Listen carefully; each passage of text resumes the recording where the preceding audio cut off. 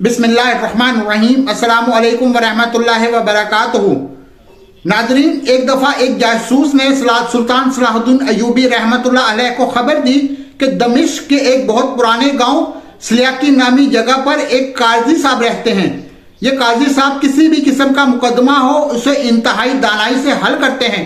खास तौर पर लड़कियों के मुकदमे को संजीदगी से हल करते हैं और जिस भी लड़की को शिकायत होती है वो अपना मुकदमा लेकर वो और इस तजर्बाकार काजी के पास जाती है। फिर जासूस ने कहा कि इस पूरे इलाके में लोग इन्हें बहुत मानते हैं। किसी किस्म का भी कोई मुकदमा हो जिसे कोई काजी भी हल न कर सकता हो तो वो मुकदमा ये काजी इंतहाई अक्लमंदी के साथ हल कर देता है और लोग हैरान रह जाते हैं। और सबसे बड़ी बात यह है कि अक्सर लोग अपना मुकदमा काजी साहब के पास इसलिए लेकर जाते हैं कि काजी हकायक और इंसाफ पर मबनी फैसला करता है। जब काजी साहब के अक्लमंदाना फैसलों की बातें इस जासूस ने सुल्तान सलाहुद्दीन अय्यूबी रहमतुल्लाह अलैह को बताई तो सुल्तान बड़ा मुतासिर हुआ।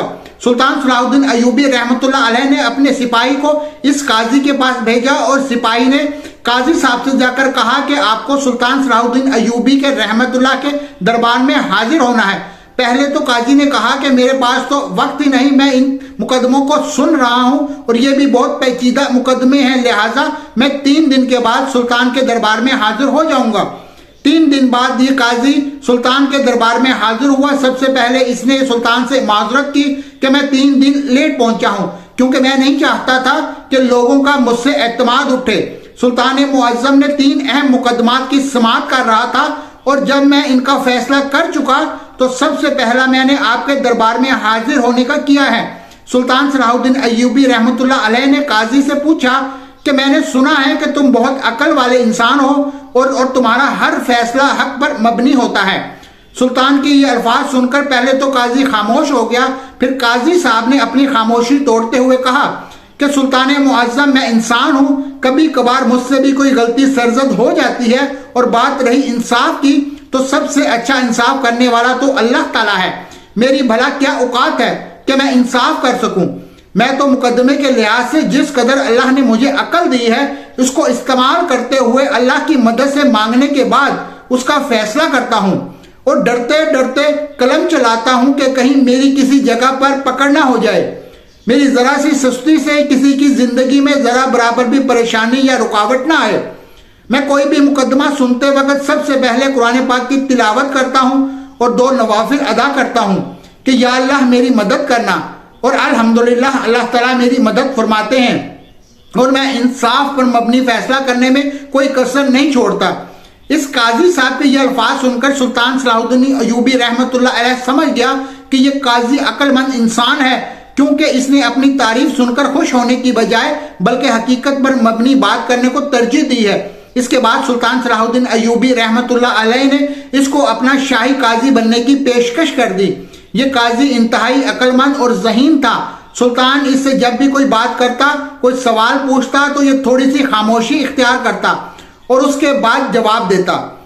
काजी साहब ने थोड़ी देर खामोशी इख्तियार करने के बाद सुल्तान सलाहुद्दीन अय्यूबी रहमतुल्लाह अलैह से कहा, यह बात मेरे लिए बाइस शर्फ होगी कि मैं आपके दरबार में काजी की जगह पर तैनात हो जाऊं।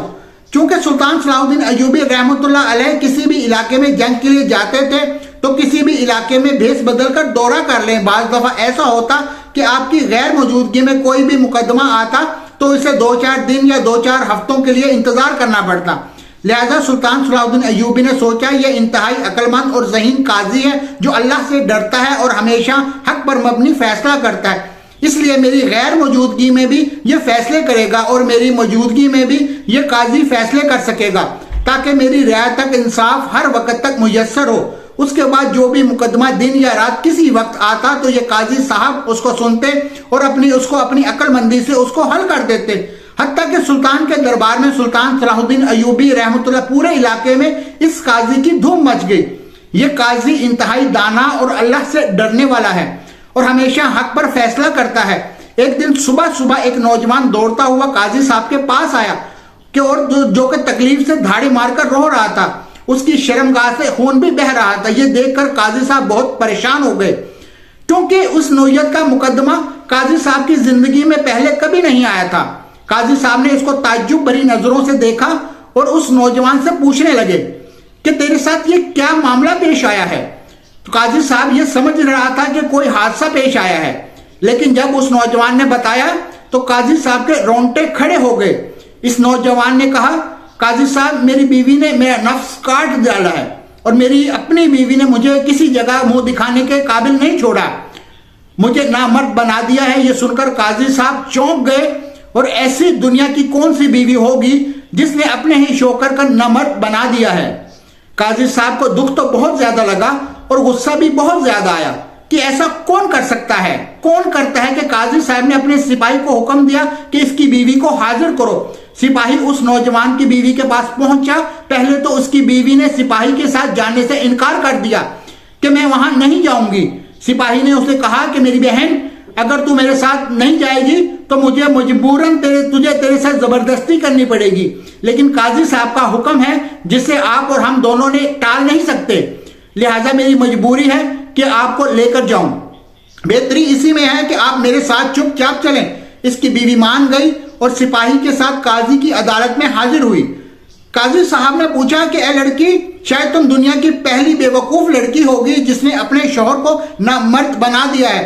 اس کی بیوی نے کہا، قاضی صاحب آپ حقیقت کو نہیں جانتے، میری جگہ کوئی بھی عورت ہوتی تو وہ یہی کرتی۔ قاضی صاحب آپ میرا دکھ نہیں سمجھ سکتے۔ قاضی صاحب نے کہا، اگر تم ہمیں حقیقت سے آگاہ نہیں کرو گی تو ہمیں کیسے پتا چلے گا کہ دونوں میاں بیوی کے درمیان کیا معاملہ پیش آیا کہ تم اس حد تک آ گئی؟ تو لڑکی نے بلند آواز میں قاضی صاحب کہا کہ ہم دونوں کے بابا اکٹھے تجارت کرتے تھے۔ جب ہم دونوں بچپن میں تھے تو انہوں نے آپس میں وعدہ کیا کہ ہم دونوں اپنی بیٹی اور بیٹی کی شادی کریں گے تاکہ ہماری دوستی رشتہ داری میں بدل جائے۔ پھر جب ہم دونوں جوان ہو گئے تو میرے بابا نے مجھ سے کہا کہ میں نے تجھے بہت نازوں سے پالا ہے۔ آج میں تمہیں ایک بات بتانا چاہتا ہوں کہ میں نے تمہاری شادی بچپن ہی میں اپنے دوست کے بیٹے کے ساتھ مقرر کر دی تھی۔ میرے ساتھ تجارت کرتا تھا اور ہم دونوں دوستی کی مثالیں لوگ دیا کرتے تھے، اور اس کا بیٹا بھی بہت زیادہ نیک ہے۔ اگر تم چاہو تو میری پسند اور میرے وعدے کے مطابق اس لڑکے سے شادی کر لو، لیکن اگر تمہارا دل نہ کرے تو تم اس سے شادی ہرگز نہ کرنا۔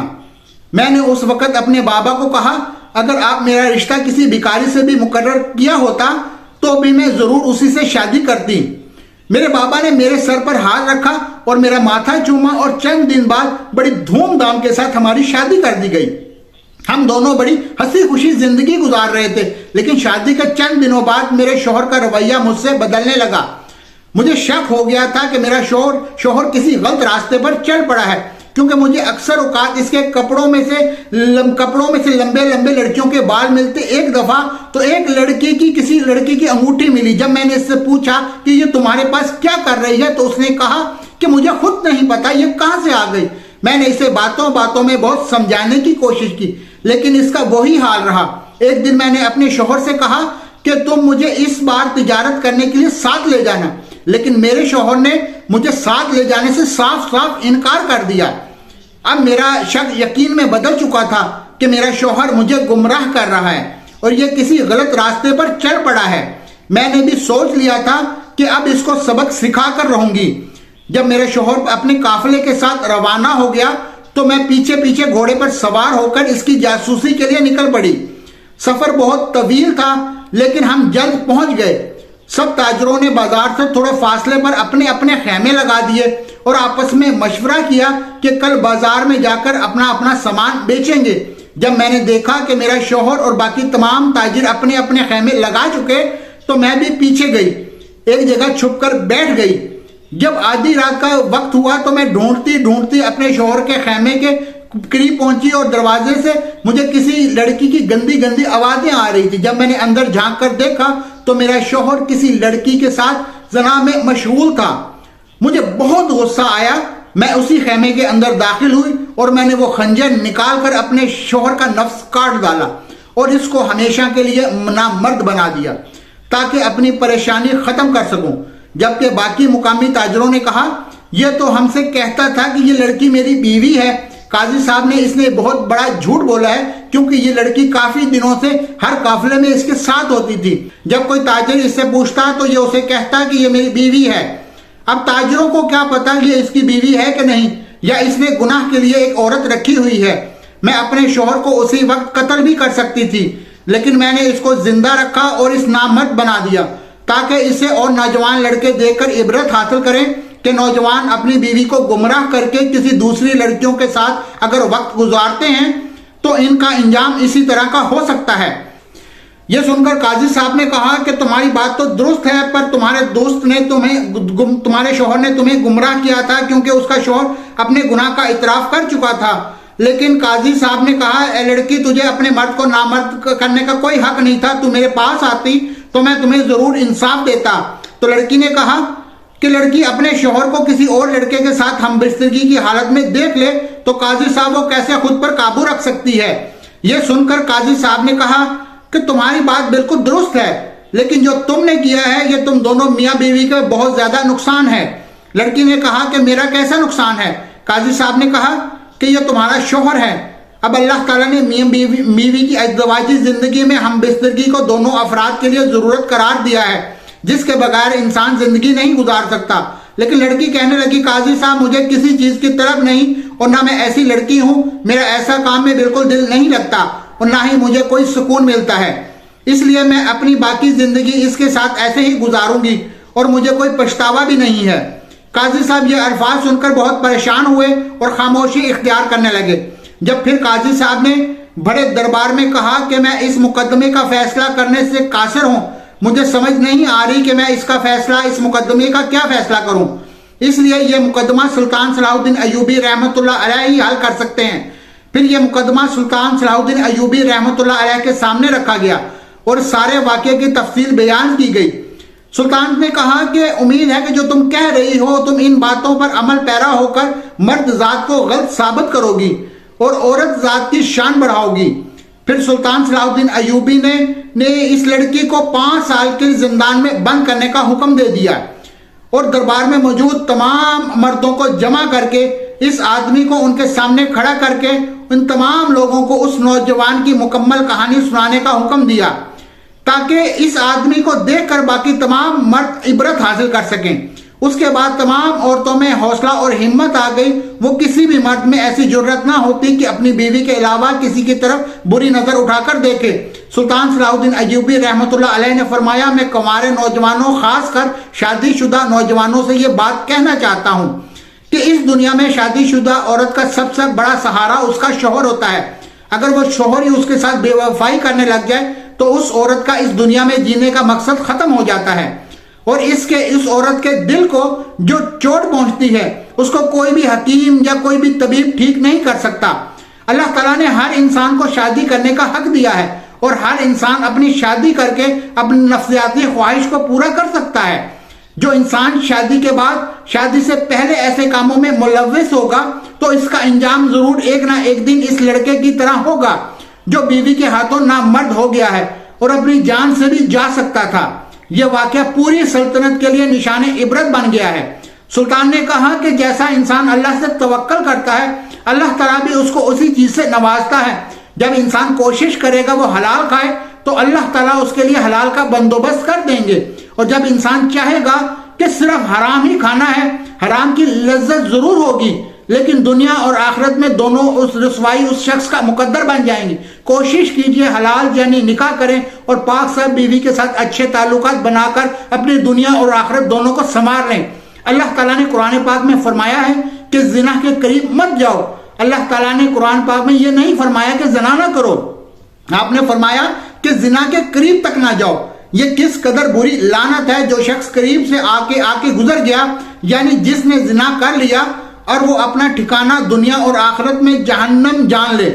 تو پھر سلطان صلاح الدین ایوبی نے باآواز بلند کہا، حضرت عمر فاروق رضی اللہ تعالیٰ عنہ کا قول ہے کہ تمام تر نعمتوں میں سے سب سے افضل نیک بیوی ہے۔ جب انسان نیک ہوگا تو اللہ تعالیٰ نیک انسانوں کو نیک بیویوں سے نوازے گا، اس لیے کردار کی حفاظت کریں۔ جب آپ کسی کی ماں بہن کی عزت کریں گے، اس کو بری نظروں سے نہیں دیکھیں گے تو آپ کی ماں بہن بھی آپ کی بیٹی بھی محفوظ رہیں گی۔ اللہ تعالیٰ ان کی حفاظت فرمائیں گے۔ دعا ہے کہ اللہ تعالیٰ ہم سب کو نیک اعمال کرنے کی نصیب فرمائے، آمین۔ دوستو انشاءاللہ پھر ملتے ہیں اگلی کسی ویڈیو میں، تب تک کے لیے اللہ حافظ۔